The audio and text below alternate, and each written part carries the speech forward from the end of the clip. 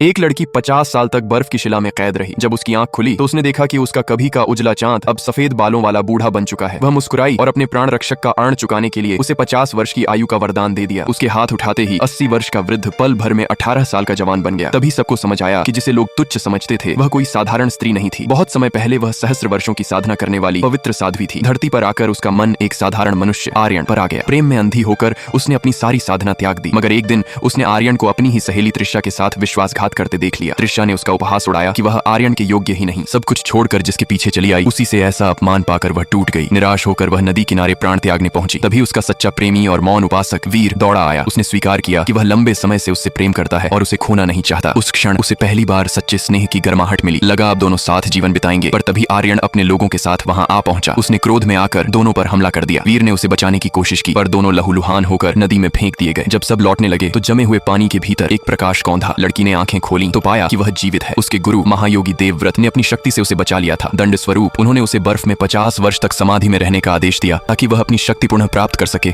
और आत्मशुद्धि कर सके। उसी समय देवव्रत ने वीर के प्राण भी बचा लिए। मगर जब वीर होश में आया वह उसे कहीं न मिली। वर्षों तक वीर ने उसके लौटने की आशा में जीवन बिताया। समय बीता, वह 80 वर्ष का हो गया पर उसका विश्वास अडिग रहा। अंततः वह दिन आया जब साध्वी बर्फ से मुक्त होकर लौटी। वह युवा ही दिखती थी जबकि वीर वृद्ध हो चुका था। वह उसके अंतिम संस्कार पर कर वृद्ध की बुझती आंखों में चमक लौट आई। उसका इंतजार सार्थक हो गया। परिवार वालों ने उसे गलत समझा। उन्हें लगा वह संपत्ति हथियाने आई कोई अजनबी है। बड़े भतीजे निखिल ने अपमानजनक बातें कही। उसने बस एक कठोर दृष्टि डाली और निखिल का छोटा भाई स्वयं को तमाचा मार बैठा। सब स्तब्ध रह गए। तब वीर ने सार्वजनिक रूप से अपनी सारी संपत्ति उसी के नाम करने की घोषणा कर दी। यह सुनते ही रिश्तेदारों में आक्रोश फैल गया। उसी समय आर्यन और त्रिशा भी वहां आ पहुंचे। दोनों ने उसका मजाक उड़ाया, यह मानकर कि वह केवल उस पुरानी लड़की जैसी दिखने वाली कोई और है। उन्होंने वीर के निसंतान होने पर ताने कसे और भतीजों को भड़काया, मगर वह शांत रही। उसने चेतावनी दी कि उनका जीवन अब बदलने वाला है। वे हंस पड़े उसे असहाय समझकर। अचानक आर्यन क्रोध में आकर उसका गला दबाने बढ़ा। उसने केवल एक तीखी नजर डाली और आसमान से बिजली गिर पड़ी। आर्यन वहीं धराशायी हो गया। इससे पहले कि कोई कुछ समझ पाता सबने देखा कि वीर की झुकी हुई देह सीधी हो चुकी है और उसके चेहरे पर युवावस्था लौट आई है। सत्य सामने था। वह अब भी वही दिव्य साध्वी थी जिसकी शक्ति और न्याय से कोई बच नहीं सकता था।